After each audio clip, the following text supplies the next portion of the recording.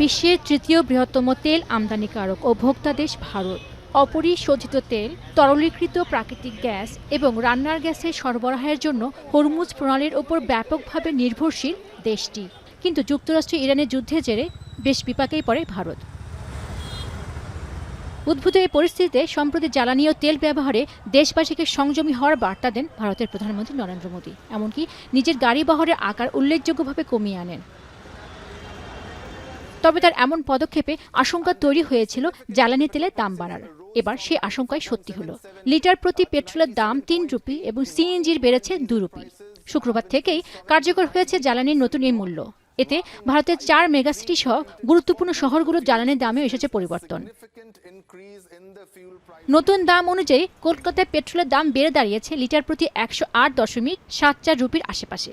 ডিজেলের দাম বেড়ে হয়েছে ৯০.১৩ রুপি। এছাড়াও ভারতের অন্যান্য মেট্রোপলিটন শহরের মধ্যে দিল্লিতে পেট্রোল ও ডিজেলের দাম বেড়ে দাঁড়িয়েছে যথাক্রমে ৯৭.৭৭ রুপি ও ৯০.৬৭ রুপি। পাশাপাশি সেখানে সিএনজির দাম ৮৫ রুপি থেকে বেড়ে হয়েছে ৮৭ রুপি। এছাড়া মুম্বাইতে পেট্রোল ও ডিজেলের বিক্রি হচ্ছে যথাক্রমে লিটারে ১০৬.৬৮ রুপি এবং ৯৩.১৪ রুপিতে। চেন্নাইতে পেট্রোলের দাম বেড়ে হয়েছে ১০৩.৬৭ রুপি আর ডিজেলের দাম বেড়ে হয়েছে ৯৫.২৫ rupee.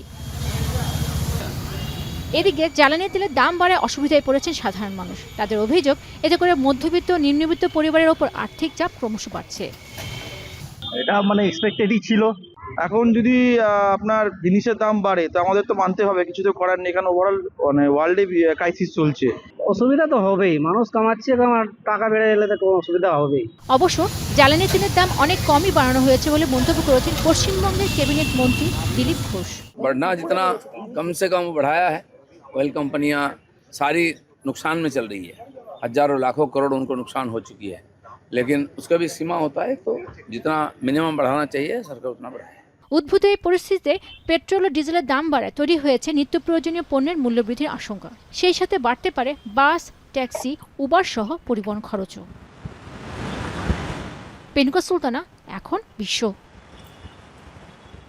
Lily premium gold soap ২৪ carat gold এনে দেয় রিয়েল গোল্ডেন গ্লো।